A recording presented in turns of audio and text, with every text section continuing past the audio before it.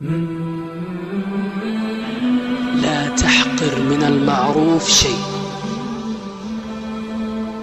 افعل المعروف كله. أي معروف تعرفه اعرف افعله. أي معروف تعرفه افعله. وجدت علبة في الطريق تؤذي الناس أمطها، يمكن وجدت واحد يريد أن توصله أوصله، يمكن وجدت إنسان مكروب فرج عنه. وجدت إنسان يحتاج منك أن تبتسم في وجهه، ابتسم.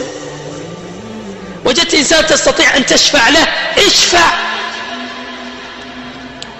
ركعتين في الضحى لا تحسب أنها هينة. زبيدة زوجة هارون الرشيد صنعت مشروع عظيم جدا. أسقت الحجيج في منى ما كان فيها سقيا، فعملت لهم عين طويلة لكي يسقى الحجيج. سميت عين زبيدة، معروفة في التاريخ، عين زبيدة. ماتت زبيدة، رؤيت زبيدة رحمه الله في المنام، فقيل لها: ما فعل الله بك؟ قالت: غفر لي.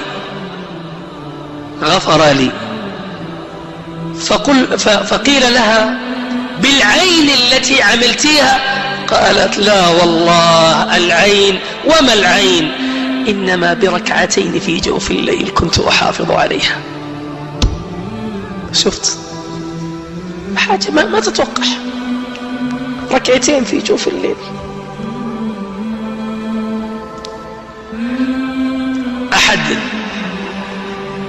أحد الدعاة رؤية في المنام وهو داعية ومعروف،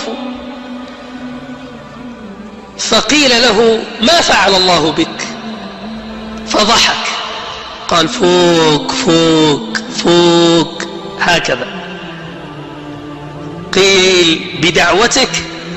قال: دعوتي إنما بريالات تصدقت بها.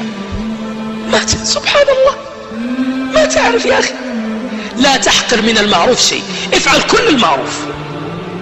كل وقت تعرف فيه معروف يعمل اعمل، ما تخسر شيء، فإنك لا تعلم ما هو العمل الذي سيغفر لك به. يمكن ما ندري، يمكن ربنا غفور ولا ما هو غفور، شكور ولا ما هو شكور. أسأل الله أن يدخلنا بهذا المجلس الجنة. أسأل الله أن يدخلنا بهذا المجلس بالذات بفضله وكرمه وشكره الجنة. أسأل الله أن يشكرنا على هذا المجلس. أسأل الله أن يشكرنا ويبارك لنا ويصلح لنا باقي أيامنا. أسأل الله أن يثبتنا على السنة ويحببنا في السنة ويعيننا على نشر السنة ويرزقنا العمل بالعلم. قولوا آمين. اللهم إنا نشكرك أن فقهتنا في أسمائك، فزدنا فقها وعلما وعملا يا رب العالمين. وصلوا على نبيكم عليه الصلاة والسلام.